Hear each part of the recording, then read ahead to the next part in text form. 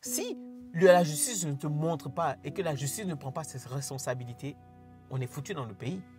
On est totalement foutu. Les gens ne pourront plus porter plainte. Les gens auront peur de vouloir faire valoir leurs droits. Les gens auront peur. Et apparemment, il y a une autre jeune fille qui est venue témoigner et qui a dit que son maître l'a embrassée sur la bouche, une jeune fillette de 9 ans à l'école Amadon, et qui lui a demandé de ne rien dire. Je commence cette vidéo en me posant la question, est-ce qu'en tant que Togolais, est-ce que dans le pays, on peut faire confiance à notre justice? Est-ce qu'on peut se dire que l'État soutient le peuple togolais face à certaines injustices? Est-ce que l'État prend ses responsabilités? Est-ce que la justice décide d'agir en fonction de la classe sociale de tout un chacun, en fonction du nom de famille ou en fonction de l'ethnie d'une personne? Je pense que si notre justice se dit une justice transparente, une justice pour tous, ne doit pas forcément choisir des cas spécifiques qu'elle a envie de défendre pour défendre. Tout Togolais, quelle que soit la classe sociale, la justice doit être impartiale. Alors, je reviens sur cette affaire avec le cas de l'école Madone. Nous apprenons que le père de cette fille est menacé. Le père de cette fille a été menacé. Pourquoi je vous dis ça? Nous apprenons, moi je l'ai appris la semaine dernière, que la semaine précédente, dans la nuit du dimanche, ce monsieur a subi une attaque. Alors, tenez-vous bien, je vous explique ce qui s'est passé. Le monsieur, dimanche, allait rendre visite à une connaissance dans un quartier de Lomé. Et quand il finit cette visite, il sort. Et qu'est-ce qu'il constate? Son véhicule a été vandalisé.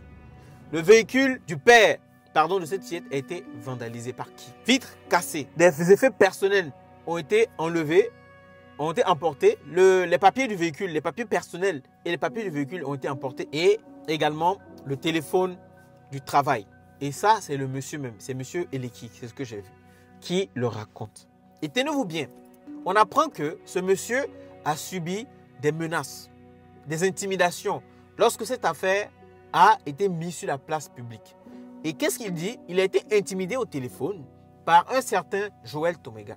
C'est-à-dire qui est le frère ou le neveu, en tout cas il fait partie de la famille du directeur Germain Tomega de l'école. Je relate les faits, je relate ce qui est dit dans les infos sur Internet quand j'ai fait mes recherches. Donc, ce monsieur, Joël Tomega, en question, appelle la sœur du père de la fille, c'est-à-dire la tante de cette fillette, et demande à cette dernière de calmer les ardeurs de son frère dans cette histoire. La question qu'on se pose, et que j'ai vu aussi sur les médias, les gens se sont posés, est-ce que cette menace est entrée en exécution? Est-ce que c'est parce que cette menace a été faite, qu'il n'a pas voulu, qu'il allait au bout de cette histoire, qu'il a été intimidé et que sa voiture a été vandalisée? Donc, moi, ce que je déduis de cela, c'est que ce monsieur n'est pas en sécurité. Il n'est plus en sécurité. Il n'est plus en sécurité parce qu'il veut juste connaître la vérité sur ce qui s'est passé à l'école. Quels sont les auteurs de cet acte sur sa fille? Il n'est plus en sécurité parce qu'il veut juste faire valoir ses droits. Il a le droit de connaître la vérité. Il a le droit de porter plainte parce qu'il est citoyen du Togo. Il est togolais. Et si je me rappelle bien dans les discours du chef de l'État, il dit que la justice est pour tous et non pour une minorité du peuple togolais.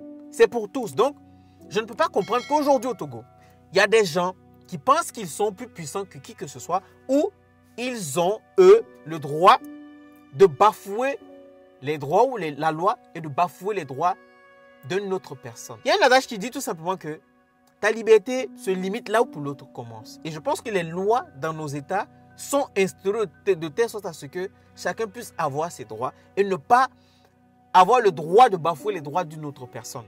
Mais moi, je m'adresse aujourd'hui aux Togolais pour leur poser la question, est-ce que vous faites confiance à votre justice? À la justice du Togo?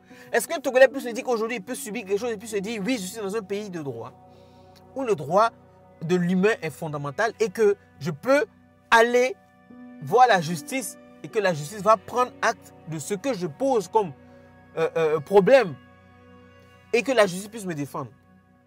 Aujourd'hui, ce n'est pas le cas. Avec cette affaire, depuis avril, comment moi honnêtement, jusqu'à présent, je ne peux pas comprendre. Ce monsieur est en insécurité. Il faudrait que l'État puisse prendre ses responsabilités en tant qu'État. Et le peuple togolais, c'est grâce à ce peuple togolais, ils sont dans le gouvernement pour diriger un peuple et qui est le peuple togolais. Et donc, toutes les lois, tout ce qui est mentionné dans la constitution du Togo qui a un lien avec le droit humain, le droit des hommes, le droit des Togolais, doit être respecté. Je ne sais pas comment ça se passe, je ne sais pas qu'est-ce qui anime ces personnes-là. Quel est ce type de supériorité qui anime ces personnes-là? Honnêtement, je le dis, parce que il ne faudrait plus qu'on se taise, il faudrait qu'on se dise la vérité. Vous dirigez le pays, certes. Maintenant, le devoir, c'est aussi de pouvoir protéger ses concitoyens. Ce monsieur, il a son intégrité physique, mentale à protéger. Ça, si l'État ne s'implique pas et que la justice ne s'implique pas dans cette affaire que tout le monde maintenant a entendu, ce qui veut dire qu'il y a certains cas. Ça, c'est le cas où la famille a décidé d'en parler ouvertement et de publier cette affaire-là. Si cette affaire n'est pas réglée et que c'est comme ça que ça se passe, qu'on entend que les gens sont intimidés parce qu'ils veulent juste leurs droits, il y a beaucoup de gens qui ne vont plus. Il y a certaines familles aujourd'hui qui ont subi le même cas mais qui n'ont pas eu le courage d'en parler parce qu'ils ont peur face à leurs bourreaux.